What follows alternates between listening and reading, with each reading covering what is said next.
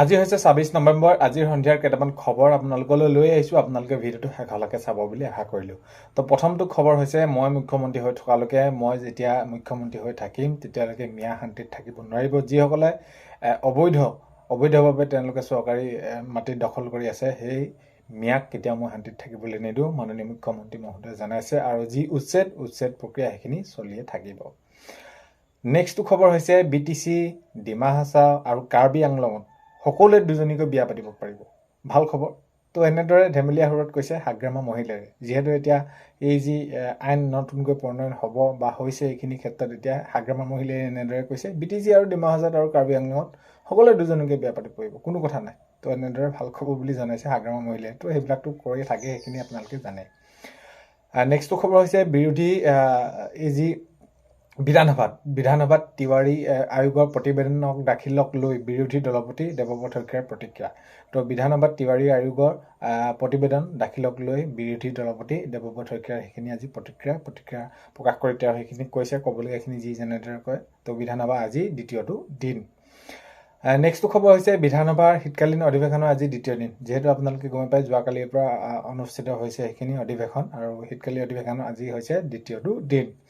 নেক্সটটো খবৰ হৈছে, আজি যি অধিৱেশনত সেইখিনি প্ৰাদেশিকৰণ হওক, যিসমূহ ভেঞ্চাৰ পৰ্যায়ত বিদ্যালয়সমূহ আছে প্ৰাদেশিকৰণ কৰাৰ আৰু লগতে আৰু টিউটৰ যিসকল শিক্ষাগুৰু আছে তেওঁলোকৰ বাবে শিক্ষামন্ত্ৰী ঘোষণা কৰিছে, কেনেদৰে সমস্যাবিলাক সমাধান কৰিব পাৰি, প্ৰাদেশিকৰণ প্ৰক্ৰিয়া সেইখিনি কেনেধৰণে কি হ'ব সকলোখিনি।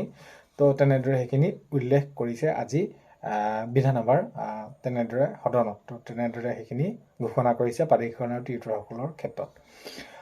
মুখ্যমন্ত্ৰী অসমত ৰজাৰ দৰে থাকিবলৈ বিচাৰে।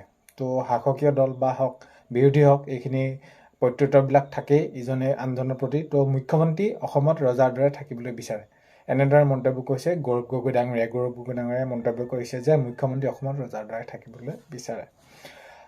নেক্সটটো খবৰ হৈছে, বিধানসভাৰ দ্বিতীয় দিনা আজি শাসক বিৰোধী তৰ্কযুদ্ধটো। ইটো শাসকীয় দলে যদি ইটো কথা কয়, আকৌ বিৰোধীয়ে সিটো কথা কয়, তো তেনেকুৱা ধৰণৰ তৰ্কযুদ্ধ সৃষ্টি হৈছে। আৰু এইখিনি বিধানসভাৰ দ্বিতীয় দিনত আৰু শাসক বিৰোধী আজি এইখিনি তৰ্কযুদ্ধ কামক লৈ বা কি উন্নয়ন কৰিলে, উন্নয়ন কৰা নাই, সেইখিনিক লৈ পিনি।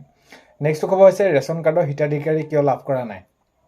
ৰেচন কাৰ্ডৰ হিতাধিকাৰীয়ে কিয় লাভ কৰা নাই আটা।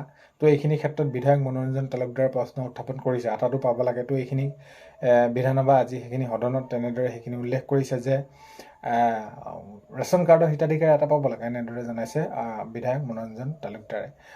নেক্সটটো খবৰ হৈছে, নগাঁৱত কংগ্ৰেছৰ সংবিধান দিৱস পালন। সেইখিনি সংবিধান দিৱস পালন কৰিছে কংগ্ৰেছে। তো নেক্সটটো খবৰ হৈছে, ৰাজ্যিক বিজেপিৰ মুখ্য কাৰ্যালয়ত সংবিধান দিৱস পালন হয়। ৰাজ্যিক বিজেপিৰ মুখ্য কাৰ্যালয়তো সংবিধান দিৱস পালন কৰিছে। নেক্সটটো খবৰ হৈছে, বঙাইগাঁও শোধনাগাৰত শ্ৰমিকৰ প্ৰতিবাদ। বঙাইগাঁও শোধনাগাৰত শ্ৰমিকৰ প্ৰতিবাদ, শ্ৰমিক বিৰোধী শ্ৰম কোড বাতিল কৰাৰ দাবীত প্ৰতিবাদ সেইখিনি সাব্যস্ত কৰিছে, প্ৰতিবাদ কৰিছে তেওঁলোকে যে শ্ৰম কোড বাতিল কৰিব লাগে। তো সেইখিনি।